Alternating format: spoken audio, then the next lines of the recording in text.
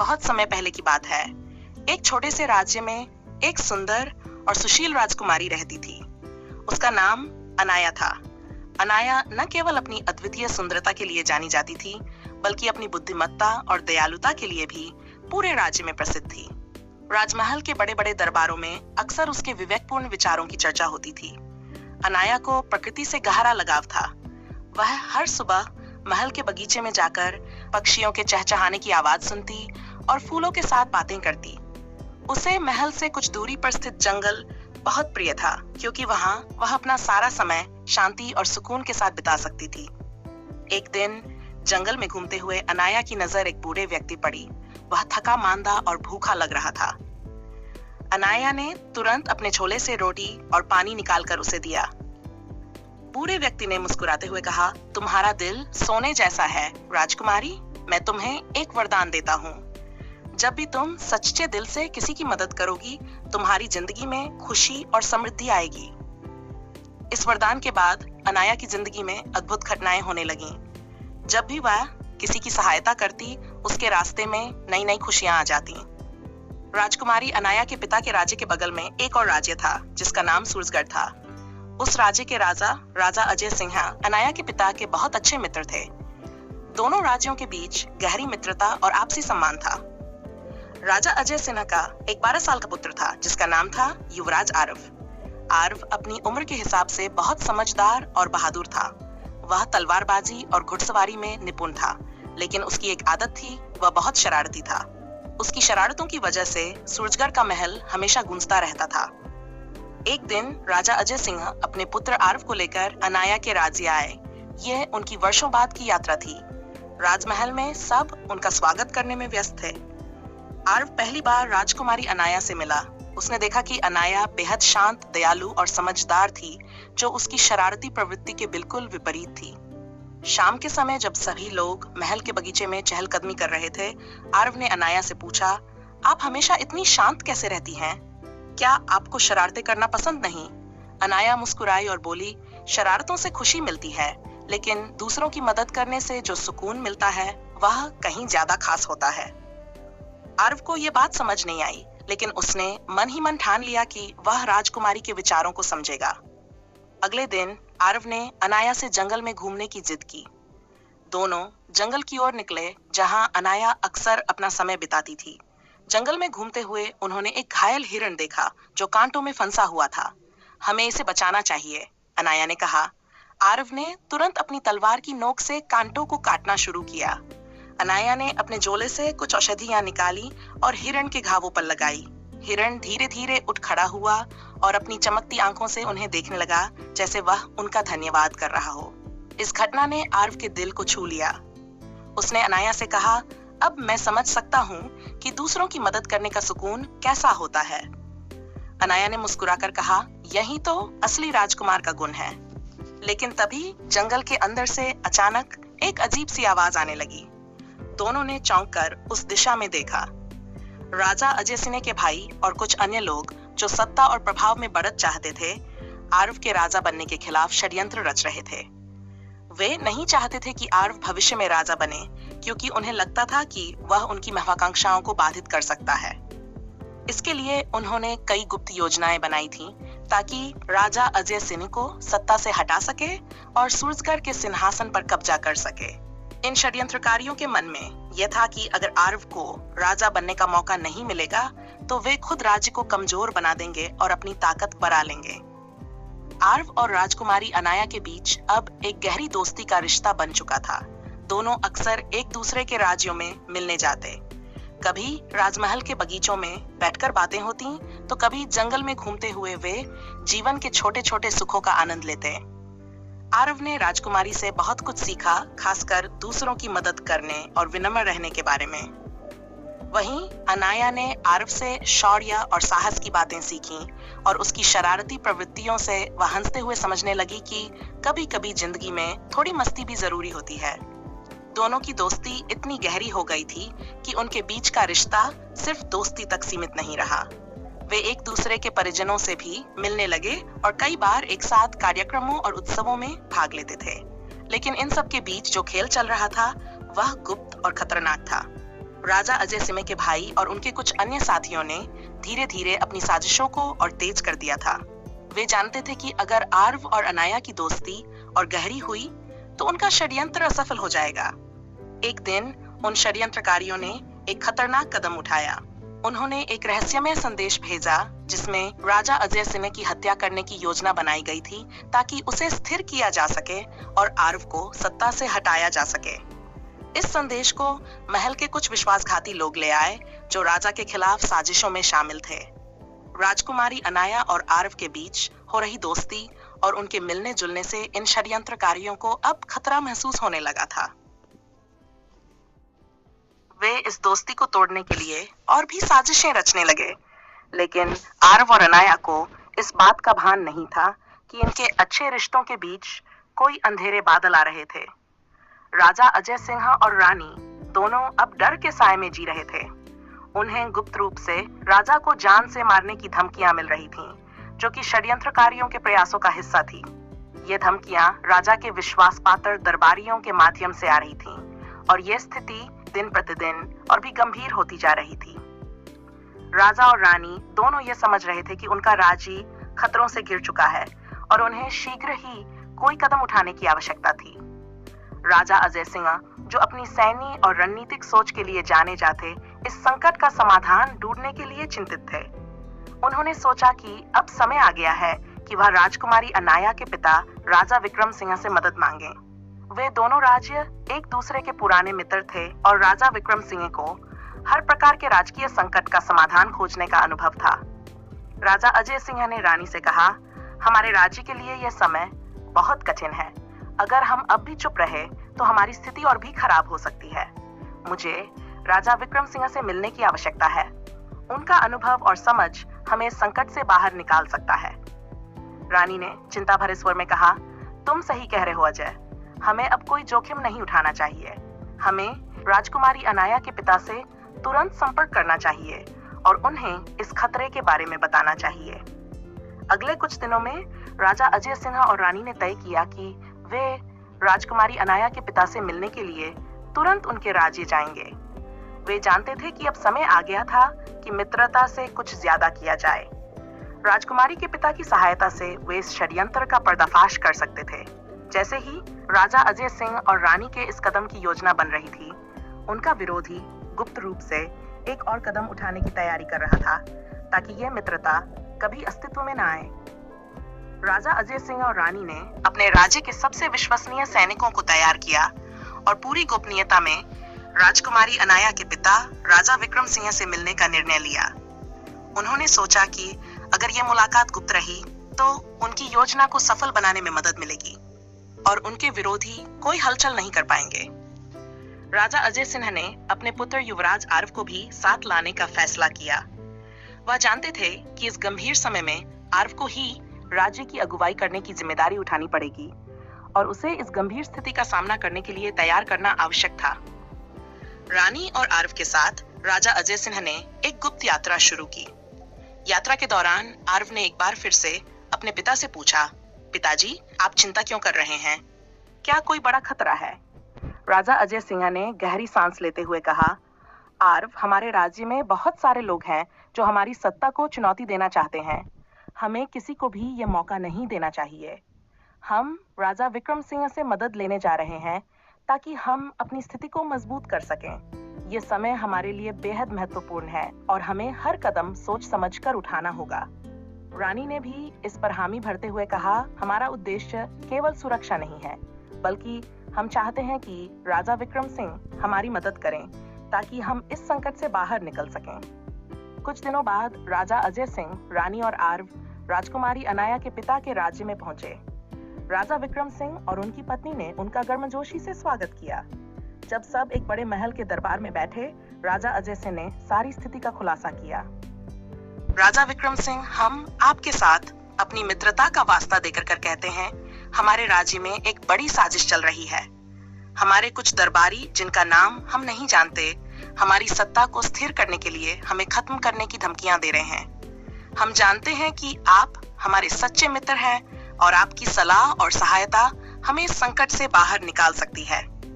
राजा विक्रम सिंह ने गंभीरता से सारी बात सुनी और कहा, अजय, ये तो बहुत गंभीर मामला है।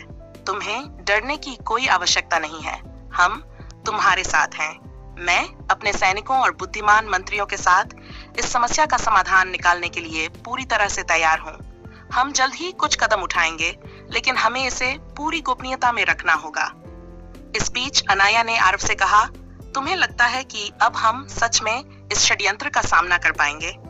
आरव ने उसकी आंखों में नजर डालते हुए कहा, अब हम अपनी पूरी ताकत लगा देंगे ताकि हमारे राज्य और परिवार को कोई नुकसान न पहुंचे, और अगर हमें जरूरत पड़ी तो हम इसे साथ मिलकर लड़ेंगे। राजा विक्रम सिंह ने अपने सैनिकों को तैयार किया और दोनों राज्यों के बीच रणनीतिक योजनाएं बनाई ताकि षड्यंत्रकारियों को न केवल पराजित किया जा सके, बल्कि उनके मंसूबों को भी नाकाम किया जा सके। लेकिन जिस तरह से ये घटनाएं अपने उफान पर पहुंच रही थीं, उसी तरह षड्यंत्रकारियों ने अब एक और बड़ी चाल चलने की योजना बनाई थी। राजा अजय सिंह और रानी ने जब राजा विक्रम सिंह से सहायता की बात की, तो अजय सिंह ने एक और विनती की जो उनके दिल की गहरी चिंता को प्रकट कर रही थी। एक दिन जब सभी लोग चर्चा में व्यस्त थे, राजा अजय सिंह ने गंभीरता से राजा विक्रम सिंह से कहा, राजा विक्रम सिंह, हमारे राज्य की स्थिति बेहद संवेदनशील हो चुकी है। इन षड्यंत्रकारियों के खतरे के कारण मुझे डर है कि मुझे या हमारे परिवार को कुछ हो सकता है। मेरे बेटे आरव अभी केवल 12 वर्ष का है और वह इस समय पूरी तरह से सत्तारोहण के लिए तैयार नहीं है। लेकिन यदि कभी ऐसा समय आए जब मुझे या मेरी रानी को कोई बड़ा नुकसान हो, तो मैं आपसे एक विनती करता हूँ कि आप अपनी राजकुमारी अनाया का विवाह मेरे बेटे आरव से कर दीजिए। राजा विक्रम सिंह चुप हो गए। ये एक बड़ी विनती थी क्योंकि दोनों के बीच उम्र का बहुत अंतर था। लेकिन स्थिति की गंभीरता को समझते हुए राजा विक्रम सिंह ने कहा, अजय, तुम्हारी मित्रता और हमारी सांझी जिम्मेदारी बहुत महत्व रखती है। अगर तुम्हारे साथ कुछ भी अनहोनी होती है तो मैं इस दायित्व को निभाऊंगा। ये सच है कि आरव और अनाया की उम्र में अंतर है, लेकिन हम इसे दोस्ती और विश्वास से निभाएंगे। ये हमारी दोस्ती की सबसे बड़ी परीक्षा होगी और मैं इसे पूरा करने के लिए तैयार हूँ। ये सुनकर राजा अजय सिंह के मन में कुछ शांति आई। उन्होंने महसूस किया कि उनके राज्य और परिवार के लिए एक मजबूत सहारा है। रानी ने भी ये समझा और सिर झुकाकर राजा विक्रम सिंह का आभार व्यक्त किया। राजा विक्रम सिंह ने आगे कहा, फिलहाल हमें स्थिति को हल करने के लिए ध्यान केंद्रित करना होगा। हम वापस नहीं लौटेंगे जब तक ये खतरा खत्म नहीं हो जाता। हमें अपनी पूरी ताकत लगानी होगी।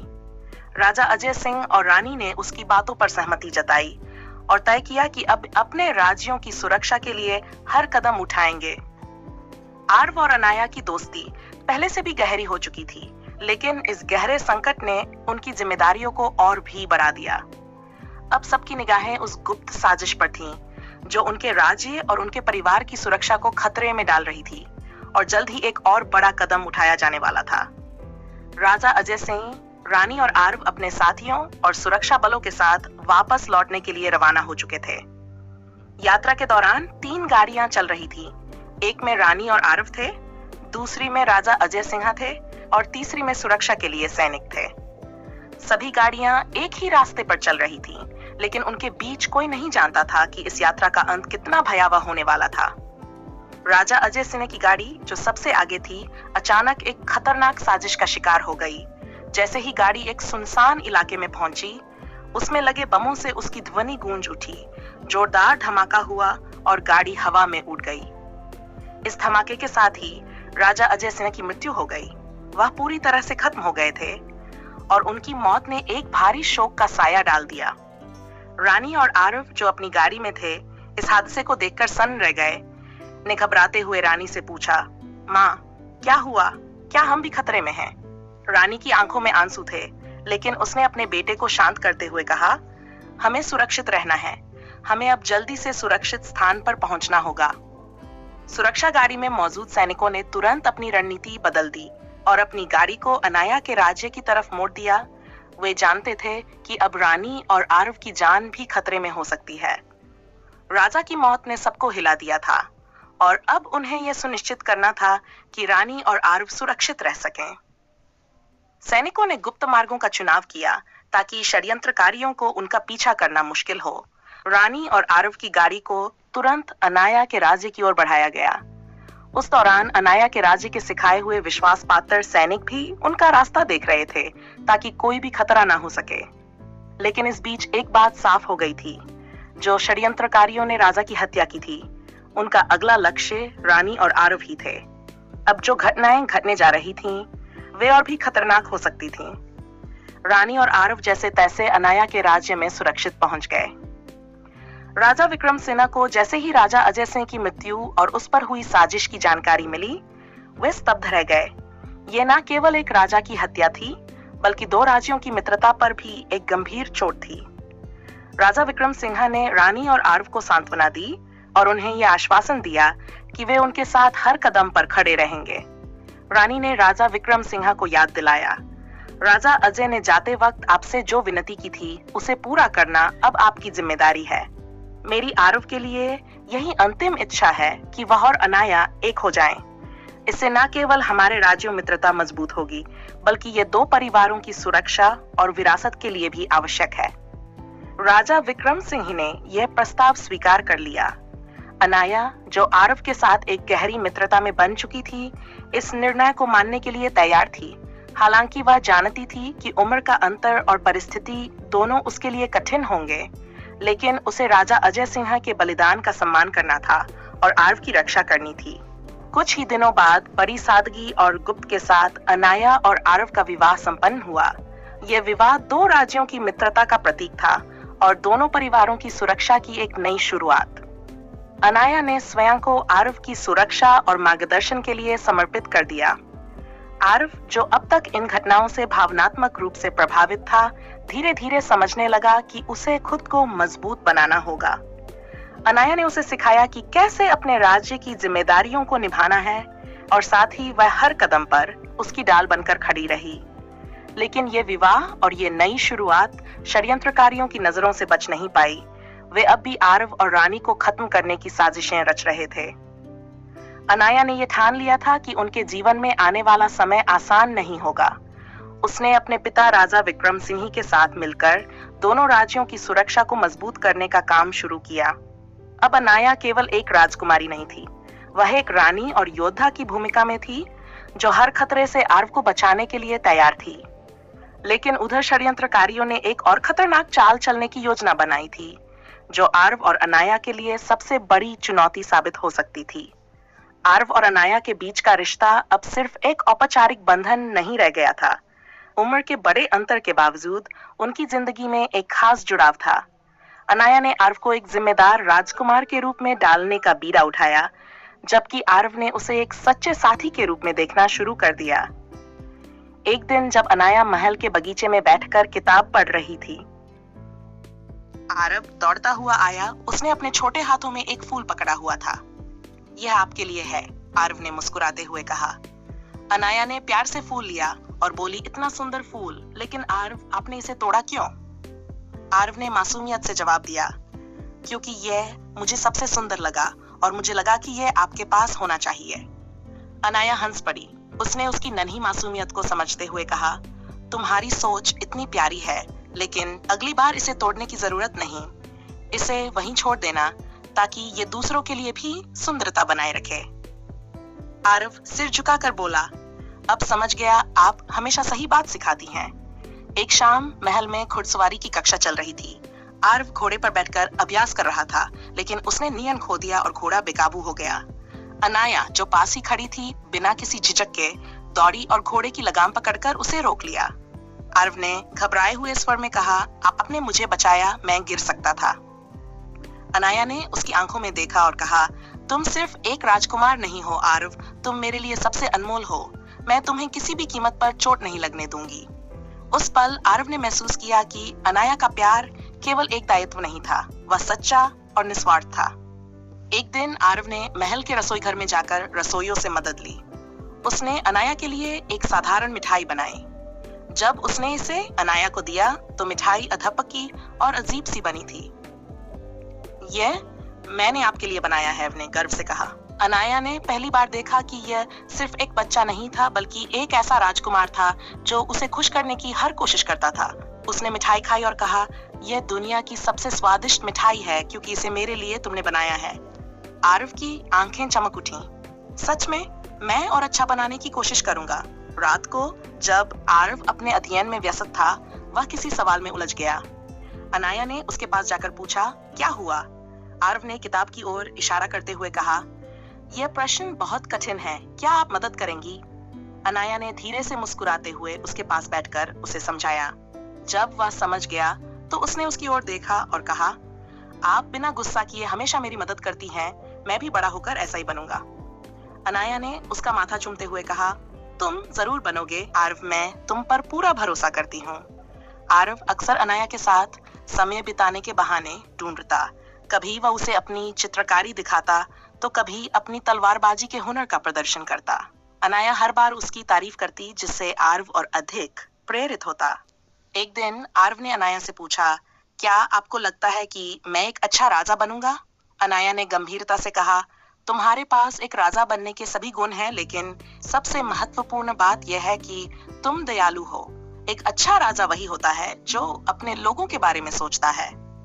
आरव ने वादा किया, मैं ऐसा ही राजा बनूंगा और आप हमेशा मेरे साथ रहेंगी, है ना? अनाया ने प्यार से उसका हाथ पकड़ा और कहा, हमेशा। हालांकि उनके बीच प्यार और समझदारी बढ़ रही थी, लेकिन अनाया जानती थी कि खतरे अभी भी टले नहीं हैं। वह हर समय सतर्क रहती और आरव की हर गतिविधि पर नजर रखती। उसने ठान लिया था कि चाहे कोई भी संकट आए, वह हमेशा आरव के साथ खड़ी रहेगी। आरव ने अनाया की आंखों में गहरी देखा और उसकी बातें उसके दिल तक पहुंच गई। वह समझ गया कि उसकी भलाई और सुरक्षा के लिए अनाया ने न केवल उसे मार्गदर्शन दिया, बल्कि अपने जीवन की बहुत सी चीजों को भी दांव पर लगाया था। वह समय धीरे धीरे आता गया जब आरव और अनाया की दोस्ती से बढ़कर रिश्ते और जिम्मेदारियां जुड़ी। उनके बीच प्रेम और आदर का एक गहरा बंधन बन चुका था, जो हर मुश्किल के बावजूद और भी मजबूत हो रहा था। हालांकि दोनों जानते थे कि षड्यंत्रकारियों का खतरा अभी भी उनका पीछा कर रहा था और एक न एक दिन उन्हें इस पर कड़ी कार्रवाई करनी पड़ेगी। राजा विक्रम सिंह और राजा अजय सिंह की दोस्ती की मिसाल अब दोनों राज्यों की समृद्धि और सुरक्षा का आधार बन चुकी थी। लेकिन यह एक राजकुमारी और एक युवराज के लिए उतना आसान नहीं था। उन्हें न केवल एक दूसरे से प्यार करना था, बल्कि अपने राज्यों की रक्षा और उनके लोगों की सुरक्षा भी सुनिश्चित करनी थी।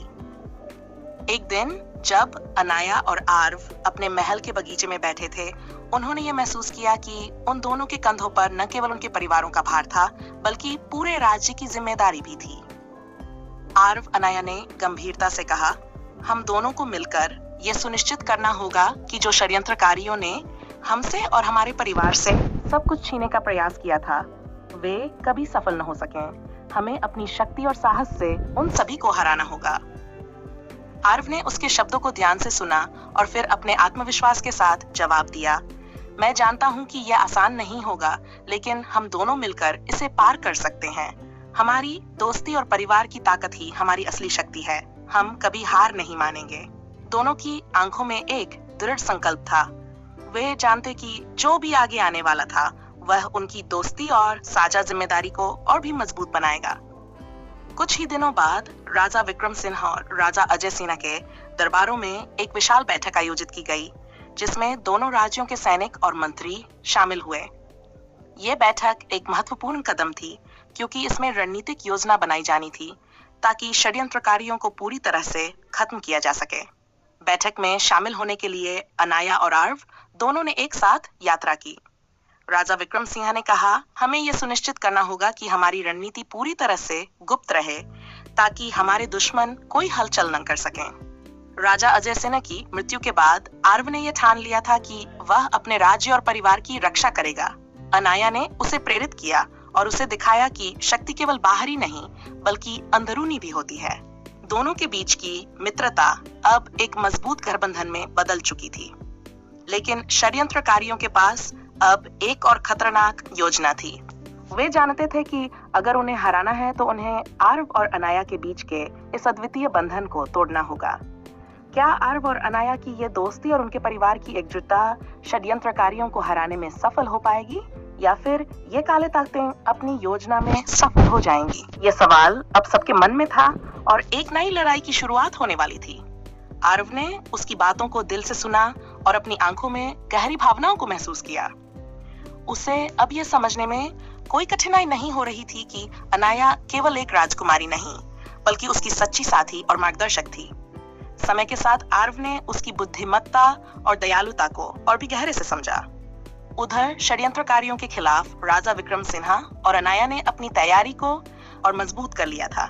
अब उनका उद्देश्य सिर्फ अपनी सुरक्षा नहीं, बल्कि अपने राज्यों के बीच की मित्रता को बचाना भी था।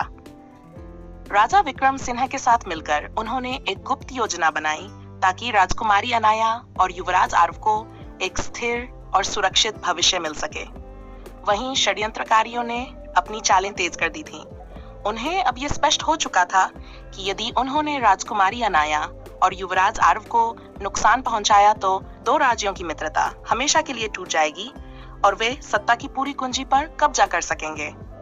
उन्होंने अपनी साजिश को अंतिम रूप देने के लिए एक बड़ा कदम उठाने की योजना बनाई। एक रात जब महल में चुप्पी थी और सभी लोग शांति से सो रहे थे, षड्यंत्रकारियों ने एक बड़ा हमला करने की योजना बनाई। यह हमला अचानक और अप्रत्याशित था और उनका उद्देश्य था कि अनाया और आरव को किसी भी हालत में नुकसान पहुंचाना चाहिए। लेकिन जैसे ही हमला हुआ, अनाया ने अपनी राजसी कर्तव्यों को निभाते हुए राजा विक्रम सिंह के सैनिकों और अपनी टीम के साथ मिलकर षड्यंत्रकारियों का मुकाबला किया। यह एक कठिन और खतरनाक युद्ध था, लेकिन राजकुमारी अनाया की बहादुरी ने सारे हमलावरों को परास्त कर दिया। युवराज आरव ने भी इस संघर्ष में भाग लिया और अपनी साहसिकता और युद्ध कौशल का प्रदर्शन किया। उसने सीखा था कि एक नेता को सिर्फ अपनी सुरक्षा ही नहीं, बल्कि अपने लोगों की सुरक्षा भी करनी चाहिए। आखिरकार षड्यंत्रकारियों की साजिश नाकाम हो गई और दोनों राज्यों के बीच शांति की स्थापना हो गई। राजा अजय सिंह की हत्या का बदला लिया गया और उनके बलिदान के बाद उनके राज्य की सुरक्षा सुनिश्चित हो गई। राजकुमारी अनाया और युवराज आरव की मित्रता अब एक मजबूत बंधन बन चुकी थी। दोनों ने मिलकर अपनी जिम्मेदारियां निभाई और राज्य की भलाई के लिए काम किया। अनाया ने आरव को राजनीति और युद्ध के सिद्धांत सिखाए, जबकि आरव ने उसे बहादुरी और संघर्ष की ताकत दी। दोनों ने एक दूसरे के सहयोग से अपने राज्यों को समृद्ध किया और मित्रता की मिसाल प्रस्तुत की। इस तरह अनाया और आरव का रिश्ता समय के साथ और भी मजबूत होता गया। उनके बीच के अंतर को समय ने पाट लिया और अब वे केवल साथी नहीं, बल्कि एक दूसरे के लिए सबसे बड़े सहारे बन चुके थे। उनके सच्चे संबंध ने दोनों राज्यों के बीच एक नई उम्मीद और सफलता का रास्ता खोला और इस तरह दो राज्यों की दोस्ती और एक राजकुमारी तथा युवराज का रिश्ता इतिहास में एक उदाहरण बन गया, जो हर पीढ़ी को सिखाता है कि सच्ची मित्रता, समर्पण और साहस से कोई भी मुश्किल परिस्थिति जीतने योग्य हो सकती है। राजकुमारी अनाया और युवराज आरव ने अपने राज्यों को समृद्धि और शांति की ओर अग्रसर किया। दोनों की मित्रता और समझ ने न केवल उनके राज्य को, बल्कि समग्र प्रदेश को भी एक उजाले में बदल दिया। उनकी साझी जिम्मेदारियों और सामूहिक प्रयासों ने दोनों राज्यों में एकता और सौहार्द बढ़ाया। समय के साथ अनाया और आरव ने मिलकर एक साझा प्रशासन स्थापित किया, जिसमें न केवल उनके राज्य बल्कि दोनों के नागरिकों की भलाई भी सुनिश्चित की गई। युद्ध और षड्यंत्र की जगह अब शांति और विकास की ओर कदम बढ़ चुके थे। राजा विक्रम सिंह ने अपने राज्य में स्थिरता और खुशहाली के लिए दोनों राजकुमारों का आभार व्यक्त किया। राजा अजय सिंह की यादें अब केवल सम्मान में जीवित रहती थीं और उनके बलिदान की कीमत हर किसी ने समझी थी। दोनों राज्यों के बीच की साझी संस्कृति और परंपराओं ने एक नई दिशा पकड़ी। राजकुमारी अनाया और युवराज आरव का रिश्ता अब सिर्फ दोस्ती तक सीमित नहीं था, वे एक दूसरे के साथी, मार्गदर्शक और प्रेरणा बन चुके थे। दोनों ने अपनी पूरी जिंदगी अपने राज्यों और लोगों कल्याण में समर्पित की। आखिरकार अनाया और आरव ने अपने राज्य में शासन किया, जहां शांति, समृद्धि और विश्वास का साम्राज्य था।